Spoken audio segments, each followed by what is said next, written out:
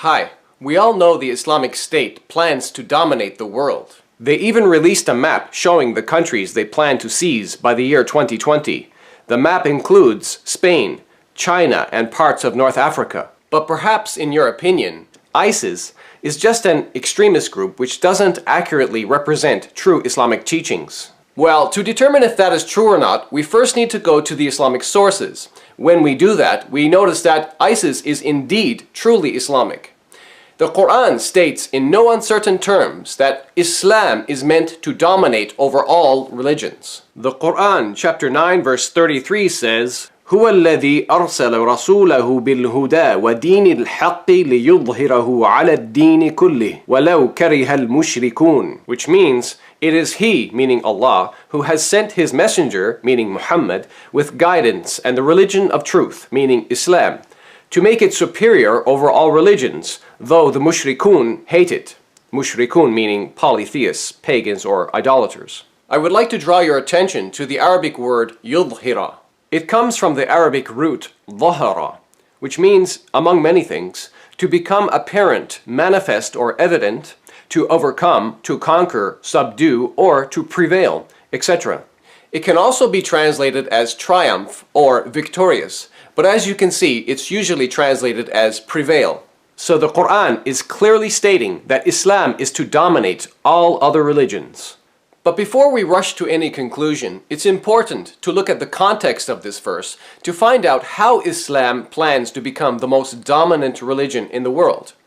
Just a few verses earlier, in verse 29, we read, قاتلوا الذين لا يؤمنون بالله ولا باليوم الآخر ولا يحرمون ما حرم الله ورسوله ولا يدينون دين الحق من الذين أوتوا الكتاب حتى يعطوا الجزية عن يد وهم صاغرون, which means, fight against those who believe not in Allah, nor in the last day, nor forbid that which has been forbidden by Allah and His Messenger, meaning Muhammad, and those who acknowledge not the religion of truth, meaning Islam, among the people of the Scripture, meaning Jews and Christians, until they pay the jizya, which is a tax, with willing submission and feel themselves subdued.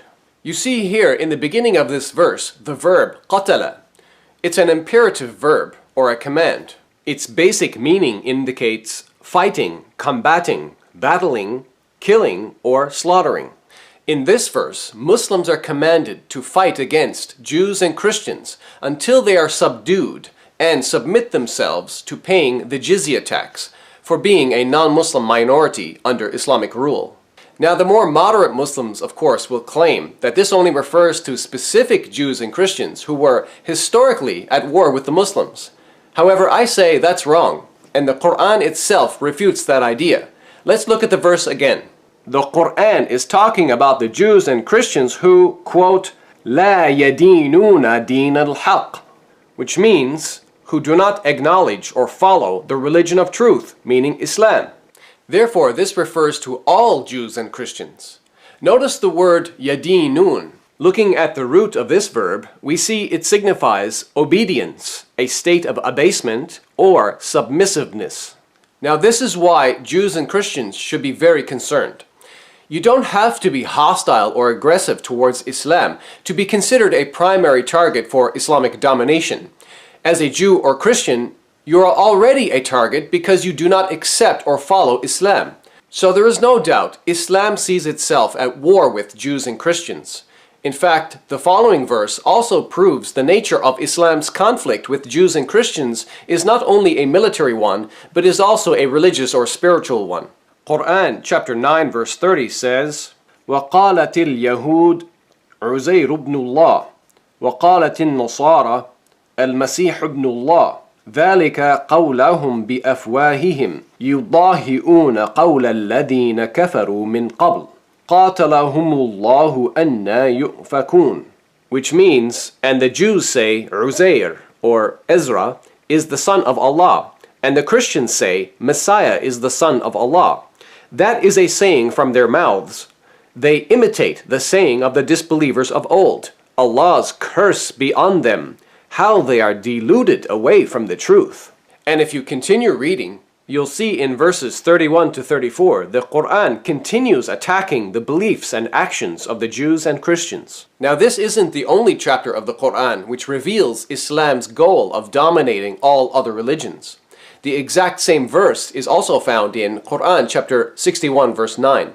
The context here is again similar. Between verses 4 and 11, we see reference to fighting and a negative reference to the peoples of Moses and Jesus.